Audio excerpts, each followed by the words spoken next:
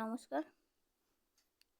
আগের দিন 13 নম্বর কোশ্চেনটা ডিসকাস করেছিলাম, কিন্তু অপশানটা দাগানো হয়েছিল না।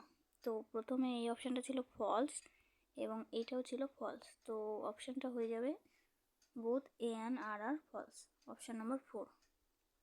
আচ্ছা, নেক্সট দেখো, সিটেট ফেব্রুয়ারি 2026-এর যে সিডিপি পিওয়াইকিউ সিরিজ চলছিল তার এটা 7 জুলাইয়ের পিওয়াইকিউ ডিসকাশান। তো এটার আগের পার্টগুলো ডিসকাস করেছিলাম, তো তোমরা চাইলে আগের পার্টগুলো দেখে নিতে পারো। আজকে 14 নম্বর কোশ্চেন থেকে আবার ডিসকাস করব। দেখো, প্রথম কোশ্চেনটা কি বলেছে, অ্যাকর্ডিং টু লেভ-ভাইগস্কির মতে what is the relationship between language and thought. এই যে লেভ-ভাইগস্কি ছিলেন তিনি কি বিষয়ে এর মতে ল্যাঙ্গুয়েজ এবং থট বিষয়ে কি ধরনের রিলেশনশিপ দিয়েছিলেন।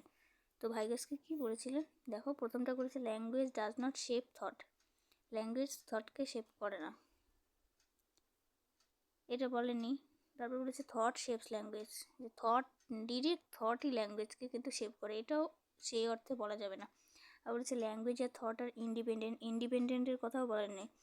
তারপর বলেছে দেখো, ল্যাঙ্গুয়েজ আর থট আর complex interrelated process of development. Language এবং থট মানে ল্যাঙ্গুয়েজ বলতে ভাষা, আর থট মানে আমাদের ভাবনা, যেটা চিন্তা, সেইটা হলো complex interrelated process of ডেভেলপমেন্টের ক্ষেত্রে কিন্তু এটা ইন্টার রিলেটেড প্রসেস এবং কমপ্লেক্স মানে জটিল, কারণ আর জটিল এবং একে অপরের সাথে জড়িত। তো এইটাই কিন্তু এখানে বেস্ট অপশান হয়ে যাবে, কারণ ডিরেক্টলি আমরা বলতে পারবো না যে ল্যাঙ্গুয়েজ শেপ মানে language does not shape thought, মানে থট সম্পর্কে কিছু বলে না, বা থট হলো ল্যাঙ্গুয়েজ সম্পর্কে বলে না, এই ধরনের কথা কিন্তু বলতে পারি না, কারণ এখানে লেভ-ভাইগস্কি ল্যাঙ্গুয়েজ এবং থটের বিষয়ে বলেছে, কিন্তু এটা পুরোপুরি কমপ্লেক্স মানে জটিলভাবে একে অপরের সাথে জড়িত। কারণ ভাবো যে ভাষা যদি আমরা ভাবনা চিন্তা করি ঠিকই, কিন্তু কোনো ভাষা যদি না থাকে তাহলে আমরা কিন্তু সেইখানে ভাবনাটাও, আমি এই বিষয়ে ভাবছি সেটাও কিন্তু আমি হঠাৎ করে আমার কোনো একটা ভাষাতেই তো ভাবছি, কিন্তু সেটা হয়তো বাংলাতেই হোক বা ইংরেজিতেই হোক বা হিন্দিতেই হোক, কিন্তু ওই জন্য ল্যাঙ্গুয়েজ এবং থট কিন্তু একে অপরের সাথে ইন্টার রিলেটেডভাবে জড়িত। বোঝা গেল? নেক্সট অপশানটা কি বলেছে,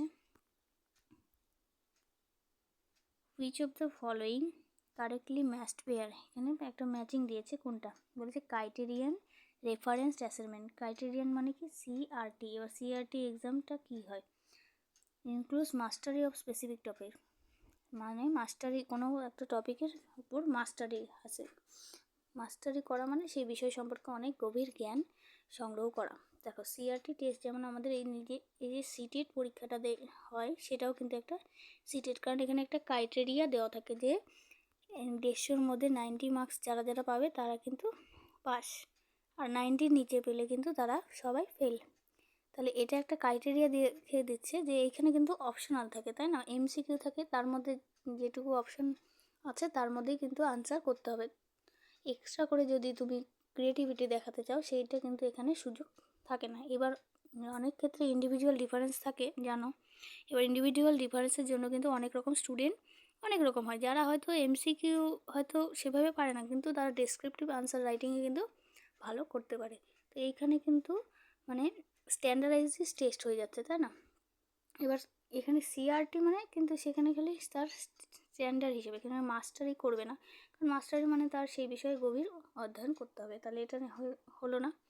norm reference assessment, norm reference বলতে কি এনআরটি, এই যে কদিন আগে গেল কেভিএস এনভিএস, সেই কেভিএস এনভিএসটা কিন্তু নর্ম, মানে ওখানেও একটা যে একটা কাট অফের বিষয় আছে, যে এত কাট অফ উঠলে পাস র্যাঙ্ক যারা করবে তারা কিন্তু ভালো জায়গায় পোস্ট পাবে। তো এই নর্মে কী বলেছে, compare performance to that peers. হ্যাঁ, এখানে কি করছে, পিয়ার্স মানে আশেপাশে সহপাঠীদের সাথে কম্পেয়ার করছে, যে যে যত ভালো র্যাঙ্ক করবে সে তত র্যাঙ্ক লিস্টে এগোবে, তার তত চান্স বেশি থাকবে। তাহলে এখানে কম্পারিজনই হচ্ছে এবং কম্পিটিটিভভাবে হচ্ছে, যে যত বেশি ভালো করবে, তাহলে এটা কিন্তু ঠিক। এবার বাকি অপশন দুটো কেন হবে না দেখে নিই।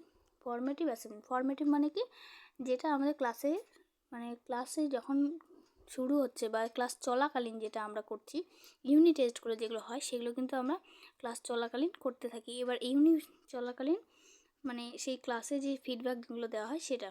এবার বলছে what the students can do before and after the class. Before নয়, শুরুতে এবং আফটার নয়, ডিউরিং দ্য ক্লাস। এখানে কখন করছি, ডিউরিং দ্য ক্লাস, মানে ক্লাস চলাকালীন কোনো কোশ্চেন জিজ্ঞেস করছি, স্টুডেন্ট বললো, আনসার ঠিক হলো না ভুল হলো সেটা বলছি। তাহলে এখানে যেটা ফর্মেটিভ সেটা হলো can do before and after the class হবে না, এটা ডিউরিং দ্য ক্লাস।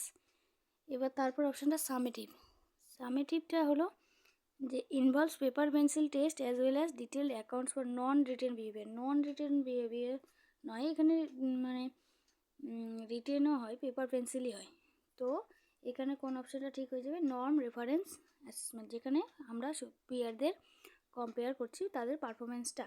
বোঝা গেল? নেক্সট দেখো 16 নম্বর কোশ্চেনটা কী বলেছে, which of the following hinders the participation of students with visual impairment in classroom. এই যে ভিজুয়াল ইম্পেয়ারমেন্ট যাদের সমস্যা হয় দৃষ্টিশক্তি, তাদের এই ক্লাসে পার্টিসিপেট করার ক্ষেত্রে কোনটা বাধা দেয়, হিন্ডার বলেছে। ইলেকট্রনিক্যালি ফরম্যাটেড লেকচার, ইলেকট্রনিক্যালি এটা তো তাদের জন্য সুবিধে, এটা তো পজিটিভ। তারপর বলেছে প্রিন্টেড টেক্সট বুক, প্রিন্টেড টেক্সট বুকটা কিন্তু কেননা ওরা সেভাবে তো দেখতে পাবে না, টেক্সট বুক তো সেভাবে বুঝতে পারবে না, তাহলে এটা কিন্তু নেগেটিভ। তারপর হচ্ছে রেজড লাইন ড্রয়িংস, ম্যাপ এবং ড্রয়িং যেগুলো লাইন ড্রয়িং করবে সেটাও কিন্তু পজিটিভ। আর ট্যাকটাইল তো পজিটিভই, তাহলে এখানে কি বাধা দিবে, কোনটা বাধা দিবে হলো এই অপশানটা, printed text book and notes. বোঝা গেল এখানে বাধা সৃষ্টি করছে। তবে বলেছে কি which method did Lawrence Kohlberg use to study moral development of চিলড্রেনের শিশুদের যে মোরাল ডেভেলপমেন্ট, যেটা নৈতিকতার বিকাশ, সেটার ক্ষেত্রে লরেন্স কোলবার্গ যে ইয়ে করেছিল সেটা মানে কোনটার উপর স্টাডি করেছিল। কোয়ান্টিটেটিভ রিসার্চ অ্যাপ্রোচ, কোয়ান্টিটেটিভ করেনি, কারণ কোয়ান্টিটেটিভ মানে শুধুমাত্র মাত্রা বোঝায়। Posing moral dilemmas to children and analysing response, হ্যাঁ তাদেরকে কী করেছিল, মোরাল ডিলেমা দিয়েছিল, যে অনেকগুলো স্টুডেন্টকে শুনিয়েছিল এই যে হাইন্স ডিলেমার গল্পটা, হাইন্সের গল্পটা, যে হাইন্সের একজন স্ত্রী ছিলেন, তিনি কিন্তু মানে অসুস্থ ছিলেন এবং হাইন্সের কাছে কোনো টাকা ছিল না, তার জন্য কিন্তু তাকে মানে চুরি করতে হবে। এবার বাচ্চারা সেখানে তাদের হাইপোথিসিস হিসেবে তারা কিন্তু কল্পনা করে আনসার দিয়েছিল। অনেকেই বলেছিল যে তার চুরি করা উচিত, কারণ মানে চুরি করা উচিত নয় বা উচিত ছিল, এইভাবে করে তারা কিন্তু নিজেদের মানে হাইপোথিসিসের উপর কিন্তু উত্তর দিয়েছিল। এবার সেখানে একটা কিন্তু মোরাল ডিলেমার সৃষ্টি করেছিল। ডিলেমা বলতে এবার হাইন্স যদি চুরি না করে তার কিন্তু ওয়াইফকে বাঁচাতে পারবে না, আর যদি চুরি করে সেটা কিন্তু জেলে যেতে হবে তাকে। তো এই যে মোরাল ডিলেমাটা বাচ্চাদের দিয়েছিল, তার উপর বেস করে কিন্তু তিনি এই থিওরিটা দিয়েছিলেন। তাহলে এই আনসারটা কি ঠিক হয়ে যাবে। বাট বাকি দুটো অপশান চেক করে নিই। Conducting observation of children during play, observation করছিল শুধুমাত্র খেলার সময়, অবজারভেশন করেনি, তাদেরকে মানে এক্সপেরিমেন্টের মতোই করছিল পুরোপুরি। এক্সপেরিমেন্টাল, হ্যাঁ এক্সপেরিমেন্টাল বলতে পারি, কিন্তু সম্পূর্ণভাবে মানে ওইভাবে এক্সপেরিমেন্ট করে ল্যাব হিসেবে এক্সপেরিমেন্ট করেনি, একটা হাইপোথিসিসের উপর প্ল্যান করে করছিল। তো এখানে বেস্ট অপশানটা এই 2 নম্বরটাই হয়ে যাবে। নেক্সট দেখো 17 হলো, এবার 18 নম্বর কোশ্চেনটা দেখো।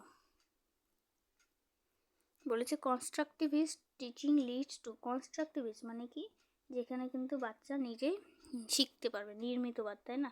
কনস্ট্রাকটিভিস্ট যেটা পিয়াজে, তারপরে জিন পিয়াজে আছে, আর আছে হলো ভাইগটস্কি। এবার এনারা বিশ্বাস করেন যে বাচ্চা যেখানে নিজেই কিন্তু শিখতে পারবে। বোঝা গেল। তাহলে কনস্ট্রাকটিভিস্ট মানে যেটা টিচিংটা কি বোঝাচ্ছে, লার্নিং বাই স্টুডেন্ট কীভাবে করবে।